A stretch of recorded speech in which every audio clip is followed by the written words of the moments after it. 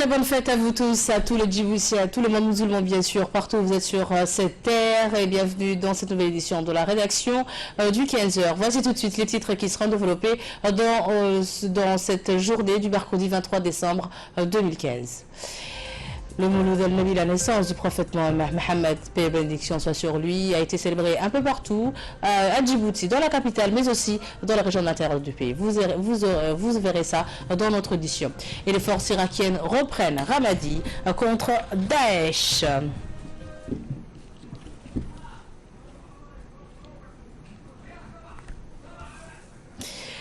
Bonjour et très heureuse de vous retrouver. Bienvenue si vous nous rejoignez sur Télé Djibouti. Encore une fois, très bonne fête de Mouloud al-Nabi. Justement, la nef du parti RPP, Cher Seladj, a organisé une importante cérémonie de célébration de la naissance du prophète Mohammed, paix et salut soit sur lui.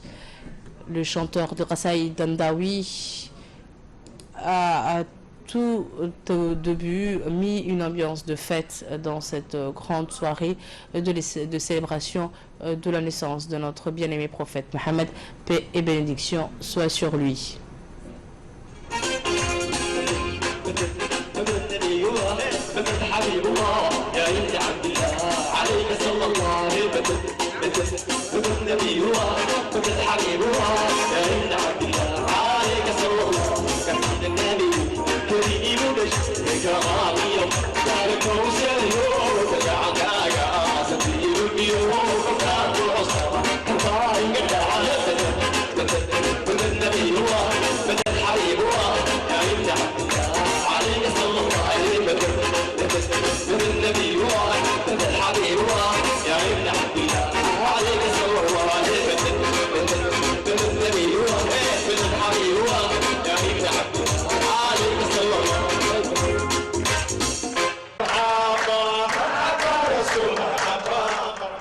Le Premier ministre Abdelkader Kamel Mohamed, le ministre de la Communication Al-Hassan Bahdan, le ministre des Affaires musulmanes Al-Hassan Aden et plusieurs membres du gouvernement ont assisté à cette célébration de la naissance du prophète Mohammed, paix et bénédiction soit sur lui, à cette grande place de Cher Seladj 6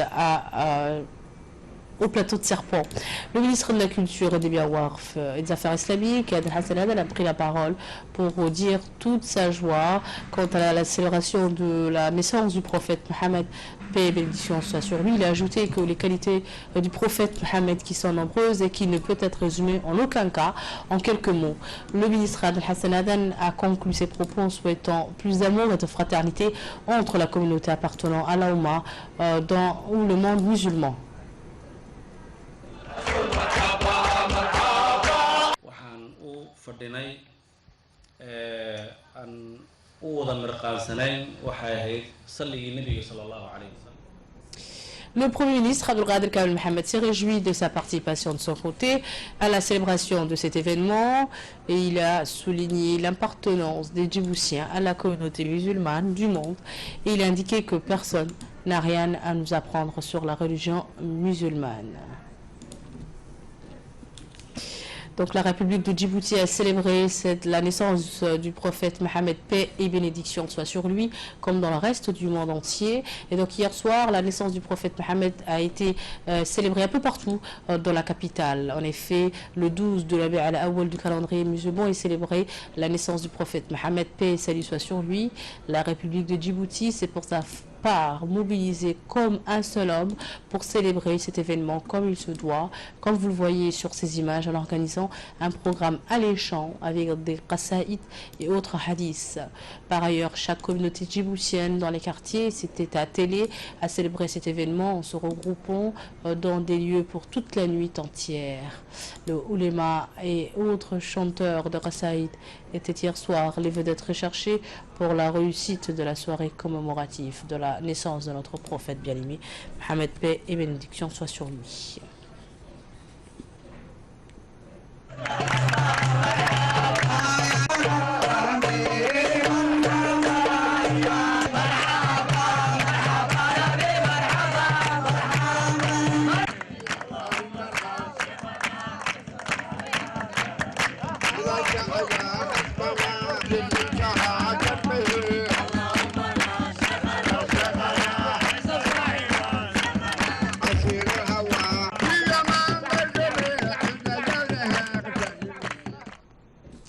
Donc, outre la capitale, les habitants de la région d'Al-Isabi ont également célébré la naissance de notre bien-aimé prophète Mohammed, paix et bénédiction soit sur lui. Des cérémonies religieuses ont été organisées dans les différents quartiers de la ville d'Al-Isabi. Le Mawlud al-Nabawi est une fête religieuse célébrant la naissance du prophète Mohammed sallallahu alayhi wa sallam. Traditionnellement, cette fête est une journée où il convient de se recueillir, de transmettre et rappeler l'histoire de notre prophète bien-aimé Mohammed, paix et bénédiction soit sur lui. Dans les mosquées, mais aussi dans les maisons, le lieu de rencontre dans la ville d'Al-Isabi, des prières ou encore des chants religieux ont été entonnés toute la soirée d'hier soir. La population a fêté ensemble ce moment de méditation et de réflexion sur l'œuvre de notre prophète et un rappel du message d'amour, de paix et de miséricorde. Ainsi, le préfet de la région d'Al-Isabi, Mohamed Ouabel Assoubi, le président du conseil régional, Omar Ahmed Ouaïs, les parlementaires de la région ont pris part à cette cérémonie commémorative de la naissance de notre bien-aimé Mohammed sallallahu alayhi wa sallam. À l'occasion du Mawlud al-Nabawi, le préfet de la région a présenté à l'ensemble de la population d'Al-Isabi ainsi qu'au monde musulman ses meilleurs vœux de bonheur, de santé et de prospérité. Il a également appelé à toute la population djiboutienne à l'unité nationale pour préserver la paix dans notre pays.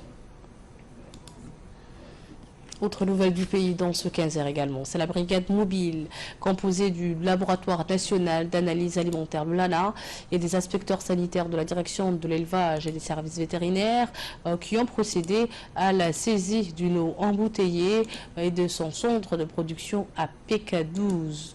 En effet, les résultats des analyses effectuées par le laboratoire l'ANA ont démontré le non-respect de seuil minimum acceptable des minéraux et des oligo-éléments contenus dans l'eau destinée à la consommation humaine. De ce fait, cette eau non potable, d'après ces résultats, est alors impropre à la consommation humaine.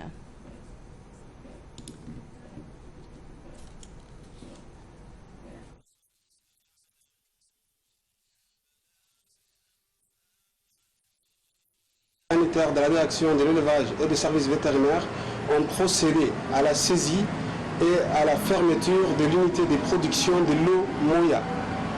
On a fait les analyses physico-chimiques et microbiologiques de cette eau ont démontré que l'eau Moya n'est pas adaptée à la consommation humaine.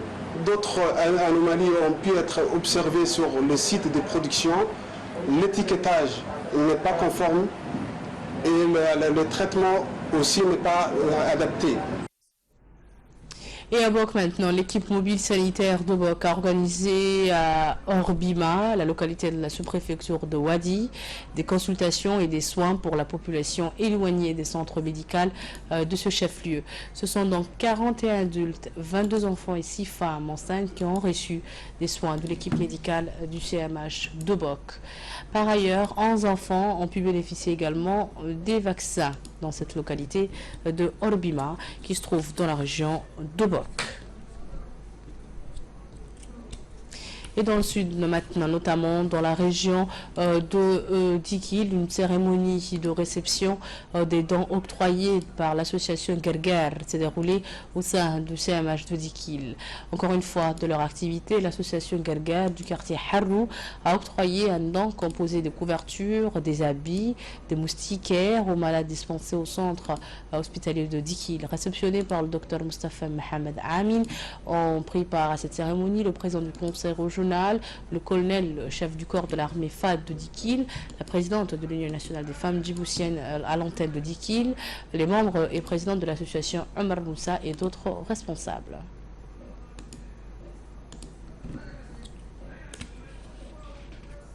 Et actualité à l'étranger maintenant, les forces irakiennes continuent leur progression. Elles sont entrées dans le centre de la ville de Ramadi, contrôlée depuis mai par le groupe État islamique. C'est ce qu'a indiqué un haut responsable de sécurité irakienne. Nous sommes entrés, a-t-il dit, dans le centre de Ramadi depuis plusieurs francs et nous avons commencé à purger les quartiers résidentiels. Explication encore plus ample avec Idriss Adoita. Les forces irakiennes continuent leur progression. Elles sont entrées dans les centres de la ville de Ramadi, contrôlés depuis mai par le groupe État islamique, a indiqué un haut responsable de sécurité irakien. Nous sommes entrés dans les centres de Ramadi depuis plusieurs francs et nous avons commencé à purger les quartiers résidentiels, a déclaré le porte-parole des services de lutte antiterroriste irakiens, Sabah al-Nu'man. La ville sera totalement purgée dans les 72 prochaines heures, a-t-il ajouté.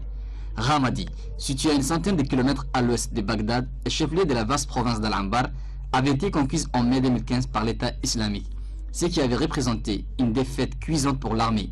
Le ministre de la Défense Khaled Al-Ubaidi avait assuré que les forces irakiennes, soutenues par les frappes de la coalition internationale, allaient reprendre le contrôle total de la ville avant la fin de l'année. Sabah al-Nu'man a précisé que les forces irakiennes étaient arrivées dans le quartier Al-Bikr et Al-Ramel sans grande résistance, sauf de la part des snipers et des kamikazes. C'est une tactique qu'on attendait de la part de l'État islamique. Moins d'un kilomètre sépare nos forces du complexe gouvernemental situé dans la zone d'Al-Huz, a déclaré un autre officier des forces de lutte antiterroristes.